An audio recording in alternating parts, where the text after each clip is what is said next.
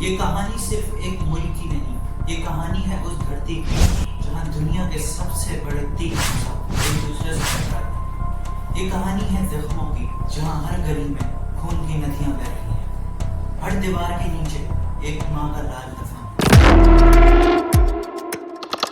اس video میں ہم دیکھیں گے اسرائیل کی اصل کہانی جو اکثر ہم سے چھپائے گئے یا تو دوسرے لوگ سے دکھائے گئے۔ ہم بات کریں گے حضرت ابراہیم علیہ السلام سے لے کر آج کے غزہ تک۔ یہ سفر ہے حقیقت کا، درد کا اور پولیٹکس کا۔ یہ کہانی ہے ایک دھرتی کی جس کے لیے لاکھوں لوگوں نے اپنی جانیں قربان کر دی، اور جہاں آج بھی امن صرف ایک خواب ہے۔ ہزاروں سال پہلے جب دنیا میں نہ تو کوئی ملک تھا نہ کوئی سرحد ہے، فلسطین کے علاقے میں کچھ قبیلے آباد تھے جنہیں ہم کنانائٹس کہتے ہیں۔ یہ لوگ یہاں پر کھیتی کرتے، اپنے دین کو مانتے اور اس زمین کو اپنی ماں سمجھتے۔ پھر آیا ایک نام جو آج تک تینوں ابراہمک مذہبوں کا مرکزی کردار ہے، حضرت ابراہیم علیہ السلام۔ حضرت ابراہیم علیہ السلام کو اللہ تعالیٰ نے حکم دیا کہ وہ اپنی زمینیں چھوڑ کر نئی زمینوں کی طرف ہجرت کریں۔ ان کا سفر میسوپوٹامیہ سے شروع ہوا اور جا کر رکا فلسطین میں۔ یہیں سے بنی اسرائیل اور عرب کی کہانی شروع ہوتی ہے۔ ان کے دو بیٹے تھے، حضرت اسحاق اور حضرت اسماعیل۔ دونوں سے الگ الگ نسلیں نکلی جسے آج ہم ہوری لینڈ کہتے ہیں، پہلی بار پرومسڈ لینڈ میں۔ پھر آتا ہے حضرت موسیٰ علیہ السلام کا زمانہ، جب بنی اسرائیل مصر میں غلاموں کی زندگی گزارتے۔ فرعون کا ظلم اتنا تھا کہ مائیں اپنے بچے دریا میں بہا دیتی تھی کہ فرعون کے ہاتھ میں لگ جائیں زندہ۔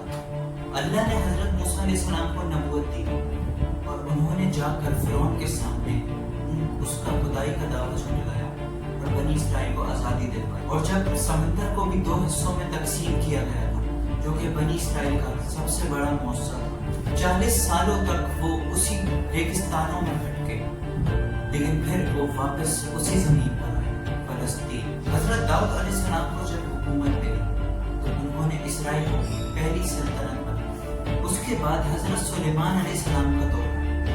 اس دور میں حکومت، عبادت اور انصاف ساتھ ساتھ چلے۔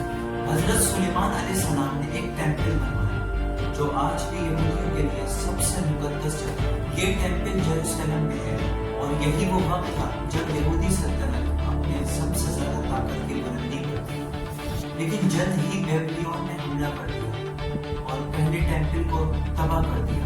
یہودیوں کو جبران بیبلون لے کے چلا، جسے بیبلون ایکزائل کہتے ہیں۔ بیبلون کے بعد پرشین اور پھر الیگزینڈر دا گریٹ اس زمین پر ہوئی، لیکن اصل تباہی رومن امپائر میں 70 AD میں روم نے دوسرے ٹیمپل بھی توڑ دیے اور یہودیوں کو وہاں سے نکال دیا گیا۔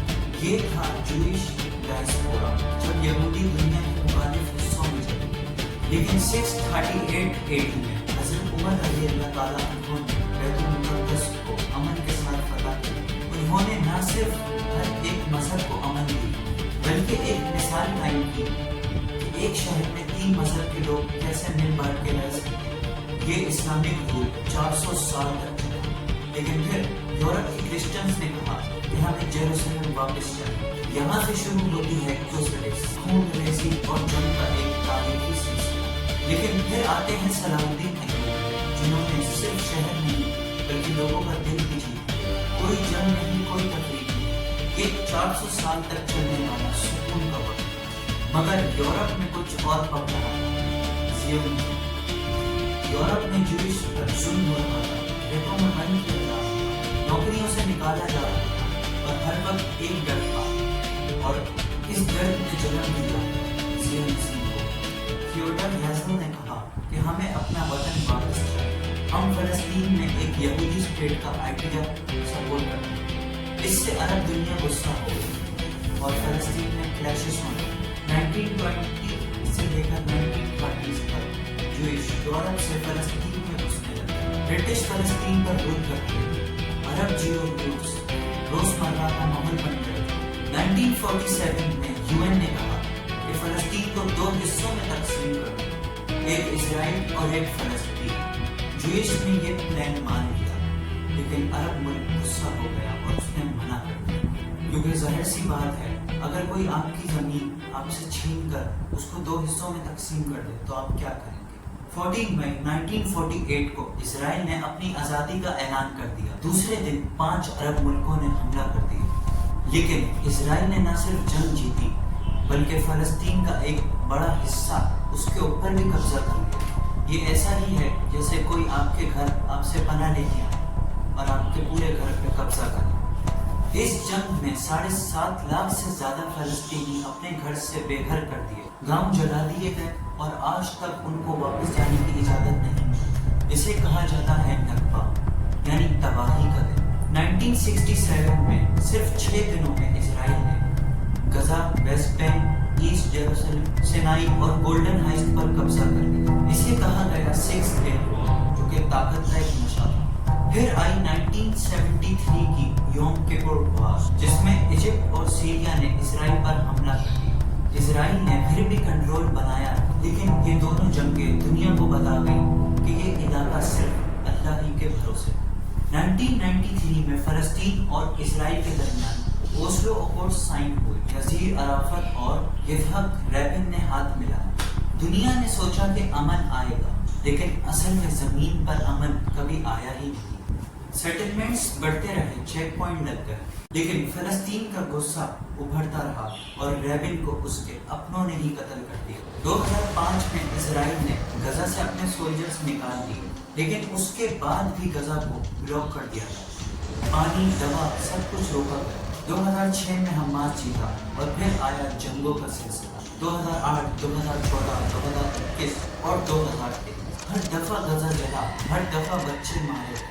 2023 में इसराइल ने इंटेंस बॉम्बिंग स्कूल्स और हॉस्पिटल्स तक को नहीं छोड़ा। गजा आज का ओपन एयर जेल बन चुका। इसराइल के अंदर भी हालात खराब है। नेतन्याहू की फायर राइट रिफॉर्म, प्रोटेस्ट और सिविल वॉर जैसे हालात। ये मुल्क अंदर से भी टूटता जा रहा है, लेकिन दुनिया सिर्फ एक चीज देख रही है, वो है जंग और बेगुनाह लोगों का खून। एक तरफ एक रियासत का सपना और दूसरी तरफ एक मुल्क का वजूद। एक तरफ धरती है जिसे वादा कहा गया और दूसरी तरफ लोग, वो लोग जिनका सब कुछ छिन गया। क्या ये जंग कभी खत्म होगी? शायद एक दिन, जब इंसानियत मजा से ऊपर उठकर इंसान बनेगी, जब जमीन पे हक और इंसाफ का राज होगा, सिर्फ तब ये जंग खत्म होगी।